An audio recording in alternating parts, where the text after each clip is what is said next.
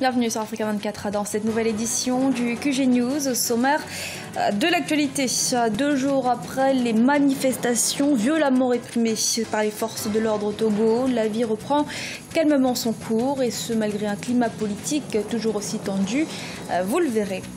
Les membres de l'Organisation des pays exportateurs de pétrole sont réunis ce lundi à Vienne, la capitale autrichienne. À l'ordre du jour, l'évaluation de l'accord de limitation de la production pétrolière. Cet accord n'aurait pas été entièrement respecté jusqu'ici. Et le secteur informel occuperait 90% de la population active en Côte d'Ivoire, un acteur majeur dans l'économie ivoirienne qui toutefois ne paie ni impôts ni charges sociales. Retour au calme au Togo après les manifestations réprimées par la police samedi à l'appel de l'opposition. Ils étaient des milliers rassemblés pour réclamer des réformes politiques, notamment le retour à la Constitution de 1992 et le vote de la diaspora. Manifestations qui ont d'ailleurs fait plusieurs victimes et des arrestations. 2 jours après, le calme semble être revenu à Lomé, la capitale. Les commerces sont repris et la circulation est normale sur tous les axes. Des forces de l'ordre sont toutefois visibles à certains endroits de la capitale. On fait le point avec Imefa Kofi, notre correspondante au Togo.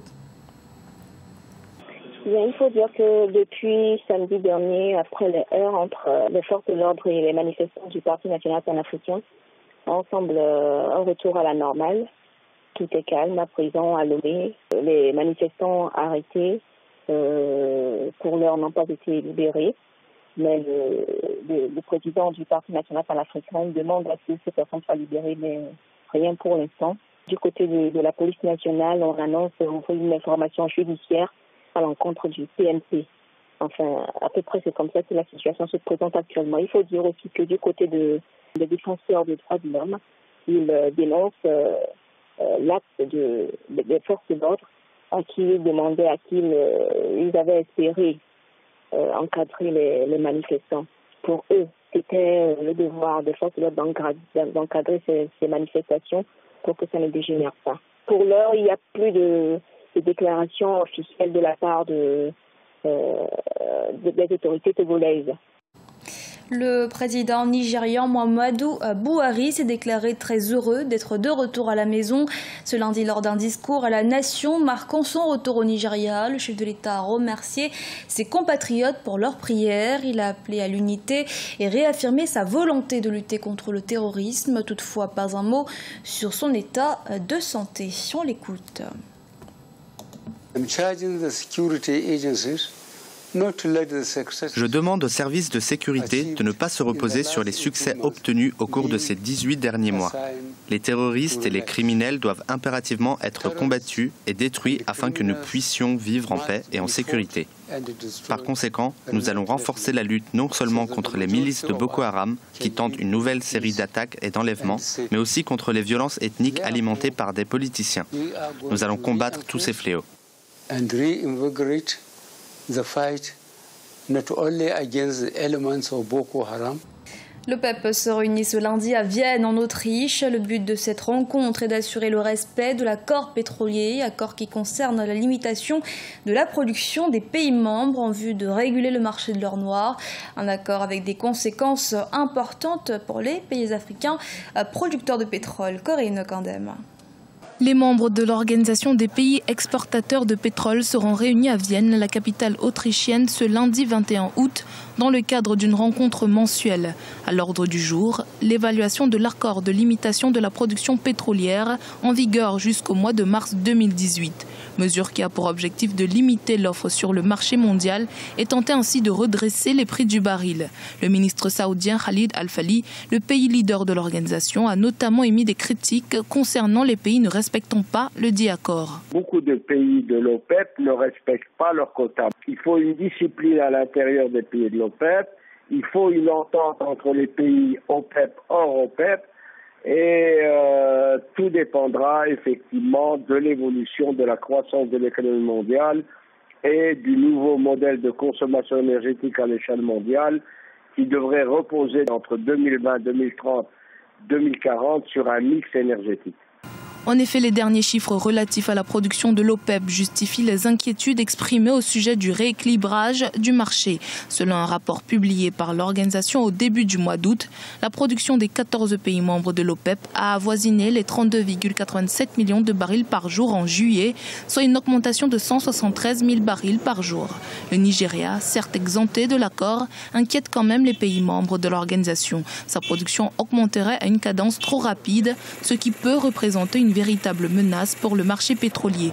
La Libye, autre pays membre exempté de l'accord, inquiète lui aussi, mais à moindre degré.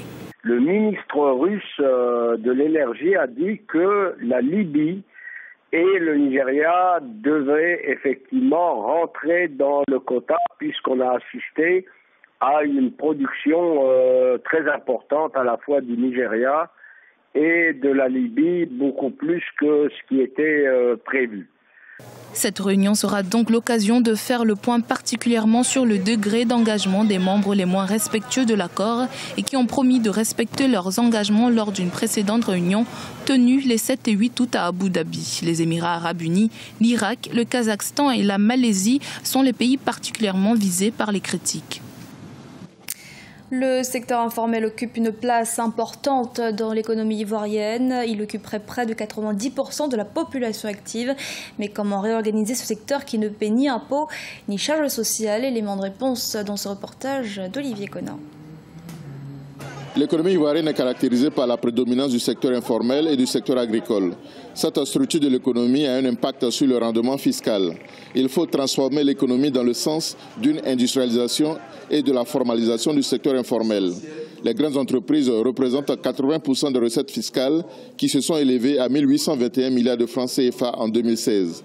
Les petites et moyennes entreprises constituent une part d'environ 15%.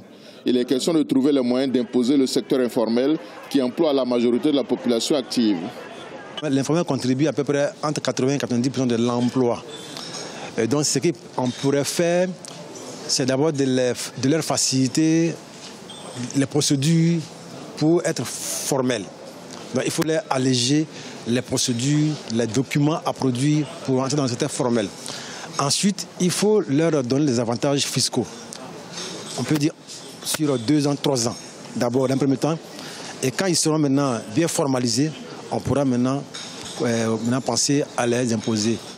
Les collectivités locales de l'intérieur du pays, ne disposant pas de grosses unités industrielles, mènent des actions de sensibilisation afin d'amener leurs contribuables à sortir de l'informel. Une petite commune comme Tanda, qui veut devenir à la longue industrielle, donc gagnerait à avoir tous ceux qui travaillent dans certains types de secteurs à se mettre en règle pour être pris en compte dans les schémas qui vont être mis en place sur le plan industriel. Nous avons des populations aujourd'hui qui pensent qu'en allant dans la légalité, en sortant donc de l'informel, perdront de l'argent. Et puis, ça peut être de grandes structures souvent, avec de grands revenus, mais qui préfèrent rester dans l'informel. Pour eux, une manière de passer entre les failles des impôts. Le système fiscal ivoirien n'est pas optimal. Il faut alléger le poids de l'impôt sur les contribuables. La Direction générale des impôts initie des réformes afin d'élargir l'assiette fiscale aux opérateurs économiques du secteur informel et leur permettre de payer l'impôt via le mobile money.